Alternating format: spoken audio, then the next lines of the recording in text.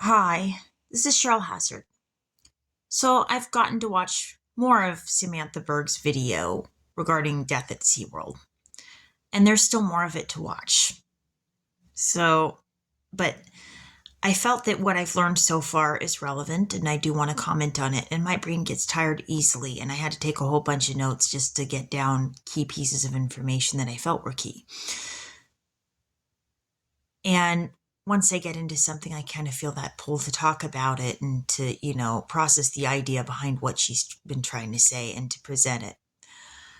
So, Samantha Berg said that SeaWorld acquired Tilcomb after he had already killed another man at SeaWorld. Kelty Brine was the first person killed at Sealand. But she basically said that Sealand did not do water work with the whale, with Tilcomb. And she said that they did not tell her what happened with Kelty Brine. She said that they got the whale in 1992. They got Tilcomb in 1992. I don't like the word the whale. I like, yes, it's a whale, but Tilcomb had a name and his own personality, and he was more than just the whale. Even though things were complicated with Tilcomb. Okay.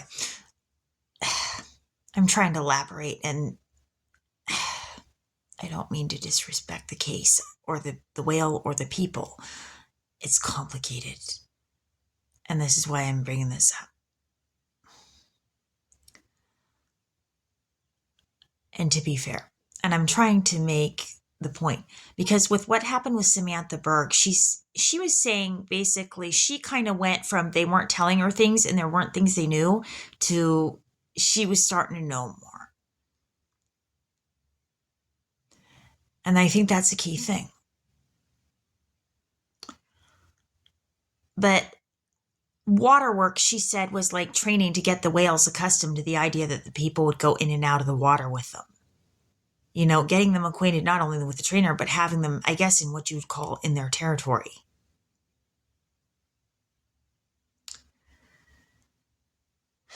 But Kelty Brine, she said, fell into the tank and was trying to get out of the tank when Tillicum grabbed her foot and pulled her in.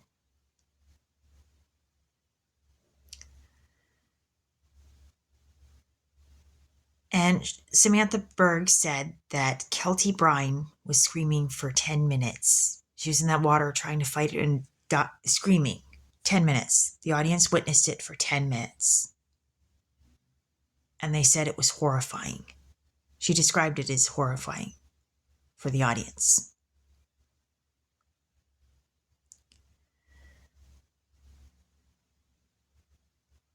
And she said this happened in Canada.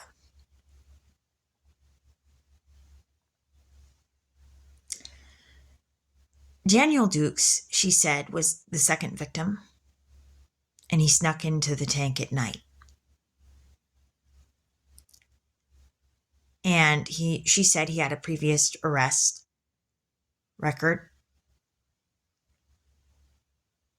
And she said that SeaWorld blamed him for the death. And she said that she saw the autopsy reports, all of them, for Daniel Dukes. That is quite an increase in the education of what happened to previous victim versus the first one where she was not being told anything. But that's a question of how did she see the autopsy reports? And maybe I need to watch the rest of the video to see about this. Because there is more to it. She did quite an extensive interview. And she does sound very knowledgeable.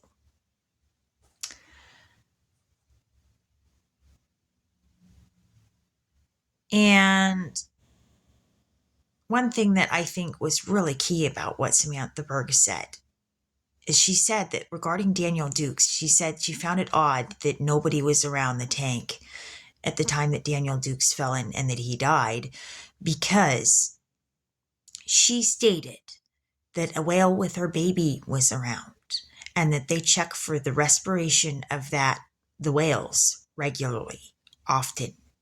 I think she stated it was something like every half an hour.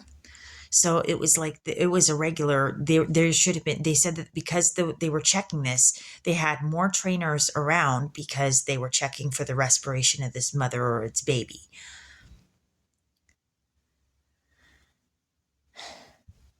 Um, Now, Samantha Berg also stated, why did SeaWorld not have a harpoon to stop the whale during an attack?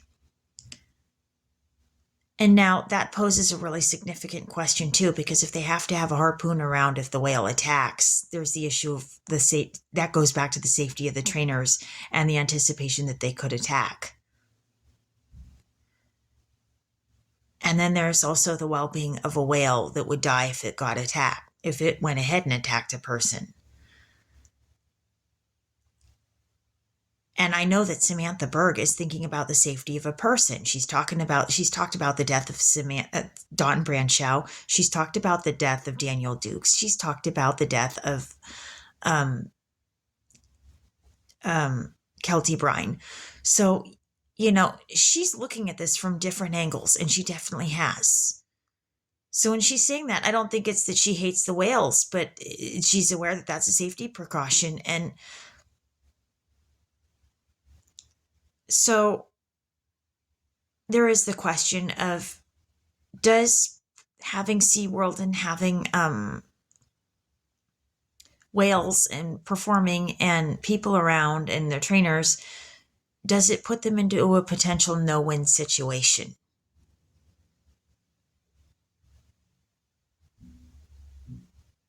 The whale loses, the human loses.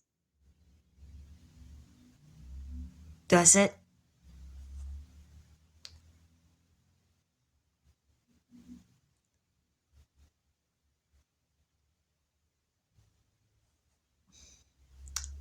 Yeah.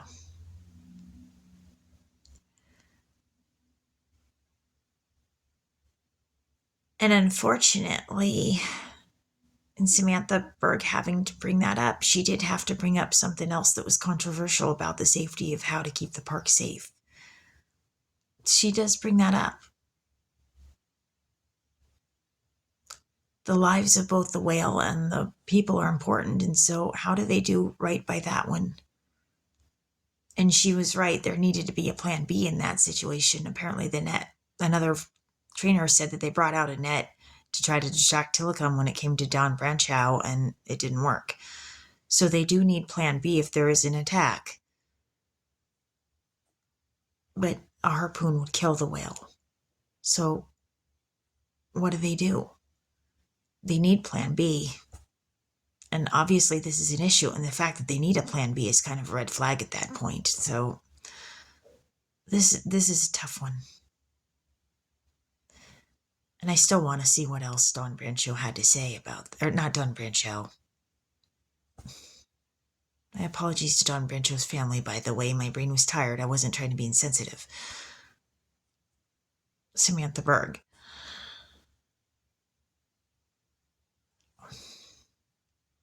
Yeah, this thing just kind of makes me sad at this point. Yeah.